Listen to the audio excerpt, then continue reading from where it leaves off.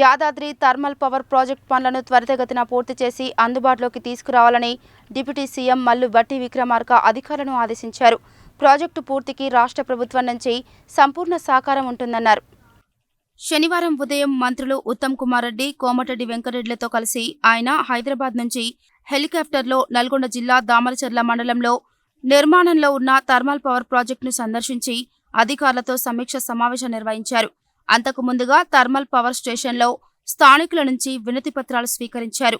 ఈ సందర్భంగా స్థానిక ఎమ్మెల్యే బత్తుల లక్ష్మారెడ్డి, జిల్లా కాంగ్రెస్ అధ్యక్షుడు శంకర్ నాయక్, అధికారులు, కాంగ్రెస్ నేతలు, మంత్రుల బృందానికి ఘనంగా స్వాగతం పలికారు. ప్రాజెక్టు పురోగతిపై చక్కటి ప్రజెంటేషన్ ఇచ్చినందుకు డిప్యూటీ సీఎం అధికారులను అభినందించారు. ఈ ప్రాజెక్టుకు సంబంధించి ప్రస్తుతం మంత్రులుగా ఉన్న ఉత్తమ్ కుమార్ రెడ్డి, కోమటిరెడ్డి వెంకటరెడ్డిలకు ఈ ప్రాజెక్టుపై పూర్తి అవగాహన ఉందని, గతంలో వీరిద్దరూ ఎంపీలుగా ఉన్న క్రమంలో ప్రాజెక్టు పురోగతికి కృషి చేశారని వివరించారు. ప్రాజెక్టు పూర్తికి ఇద్దరు మంత్రుల సంపూర్ణ సహకారం తీసుకోవాలని అధికారులను ఆదేశించారు. ఇప్పటికే 2 సార్లు ప్రాజెక్టు అంచనా వ్యయాలు పెంచడంతో బడ్జెట్ భారీగా పెరిగిందని, ఫలితంగా రాష్ట్ర ఖజానాకు భారంగా మారిందని, ప్రజలకు ఆందోళన కలుగుతుందని వివరించారు. ఈ ప్రాజెక్టును తొందరగా పూర్తి చేయకపోతే మోయలేని భారంగా మారుతుందని అన్నారు. అందుకే పెండింగ్ ప్రాజెక్టులపై దృష్టి పెట్టామని, ఈ క్రమంలోనే థర్మల్ పవర్ స్టేషన్ను క్షేత్రస్థాయిలో పరిశీలిస్తున్నామన్నారు. గతంలో హైదరాబాద్లో ఈ ప్రాజెక్టు పనుల పురోగతిని సమీక్షించిన విషయాన్ని గుర్తు చేశారు. ప్రాజెక్టు పూర్తికి రాష్ట్ర ప్రభుత్వం నుంచి సంపూర్ణ సహకారం ఉంటుందన్నారు. ప్రాజెక్టు ద్వారా స్థానికంగా ఉన్న స్కిల్డ్, అన్స్కిల్డ్ అందరికీ ఉద్యోగ అవకాశాలు కల్పించే అంశంపై ఆలోచన చేయాలన్నారు. ప్రస్తుతం పనిచేస్తున్న అన్స్కిల్డ్ లేబర్ ఎక్కడి నుంచి వస్తున్నారు, వారి వివరాలు అడిగి తెలుసుకున్నారు. ఈ సందర్భంగా అధికారులు సమాధానమిస్తూ ప్రాజెక్టు పూర్తయిన తర్వాత స్థానికులకే అవకాశాలు కల్పిస్తామన్నారు. త్వరితగతిన ప్రాజెక్టు పూర్తి చేసేందుకు ఒక వ్యవస్థను, ఓ సమర్థమైన అధికారిని నియమించుకోవాలని సూచించారు. రోడ్లు, రైల్వే వంటి పెండింగ్ పనులు పూర్తి చేసేందుకు సంబంధిత అధికారి మంత్రులతో, ఉన్నత స్థాయి అధికారులతో సమన్వయం చేసుకుంటారని సూచించారు. ప్రాజెక్టు త్వరితగతిన పూర్తి చేసేందుకు ఓ పాలసీని రూపొందించాలని అధికారులు భావిస్తే అందుకు ప్రభుత్వం సిద్ధంగా ఉందని తెలిపారు. ప్రాజెక్టు పూర్తికి ప్రభుత్వ పక్షాన ఎల్లవేళలా సంపూర్ణ సహకారం ఉంటుందన్నారు. మారుతున్న కాలమాన పరిస్థితుల్లో ప్రపంచవ్యాప్తంగా పునరుత్పాదక విద్యుత్తు రంగాల వైపు వెళ్తున్నారని వివరించారు. సోలార్, హైడ్రో, విండ్ ఎనర్జీ వంటి గ్రీన్ ఎనర్జీ రంగాలు విస్తృతంగా పెరుగుతున్నాయి. అవి పూర్తి స్థాయిలో అందుబాటులోకి వచ్చేలోపు యాదాద్రి థర్మల్ పవర్ పనులు పూర్తి కావాలన్నారు. గత ప్రభుత్వం యాదాద్రి, భద్రాద్రిలో థర్మల్ వైపు మొగ్గు చూపిందని అన్నారు. పునరుత్పాదక విద్యుత్తు తక్కువ ధరకు, కాలుష్య రహితంగా అందుబాటులోకి వస్తుందన్నారు. BHEL పేరున్న ప్రభుత్వ రంగ సంస్థ యాదాద్రి పనులు త్వరగా పూర్తి చేయకపోతే ఆ సంస్థకు చెడ్డ పేరు వస్తుందన్న విషయాన్ని సంస్థ అధికారులు, ఇంజనీర్లు దృష్టిలో పెట్టుకోవాలని తెలిపారు. పాత ప్రభుత్వం ఆలోచనలు, అలవాట్లు, పద్ధతులు మార్చుకోకపోతే ప్రాజెక్టు వ్యయం పెరిగి ప్రతి రూపాయి రాష్ట్ర ప్రభుత్వానికి భారంగా మారుతుందని అన్నారు. ప్రాజెక్టుకు అవసరమైన ముడి పదార్థాలు అందించేందుకు మైనింగ్ కార్పొరేషన్ సిద్ధంగా ఉందన్నారు. అవసరమని భావిస్తే వారితో సమావేశం ఏర్పాటు చేసుకుందామని తెలిపారు. ఈ ప్రాజెక్టు సంపద రాష్ట్ర ప్రజలకు పూర్తి స్థాయిలో ఉపయోగపడాలి, ఏ కొందరి వ్యక్తుల పరం కాకూడదన్నారు.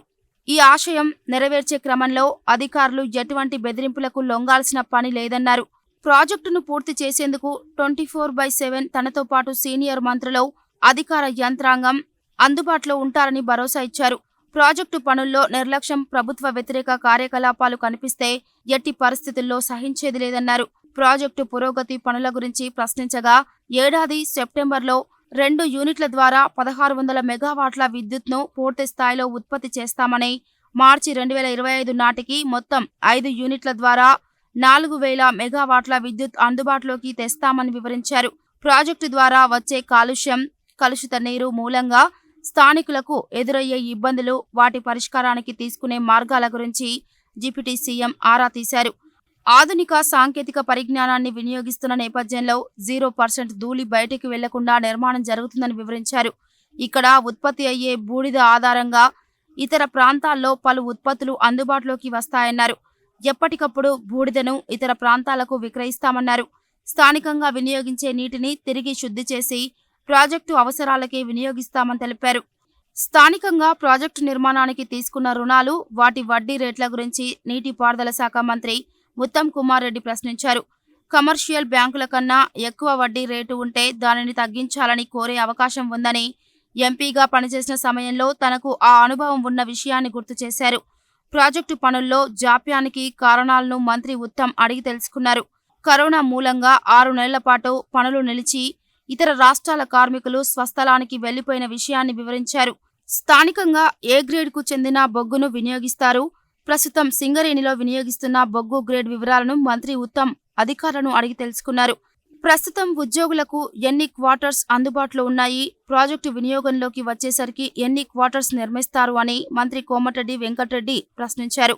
స్థానికులకే ఉపాధి అవకాశాలు కల్పించడమే కాకుండా సబ్ కాంట్రాక్టులు, ఇతర చిన్న చిన్న పనుల్లో స్థానికులకే అవకాశం కల్పించడం ద్వారా చేయూతనివ్వాలని మంత్రి కోమటిరెడ్డి వెంకటరెడ్డి అధికారులను కోరారు.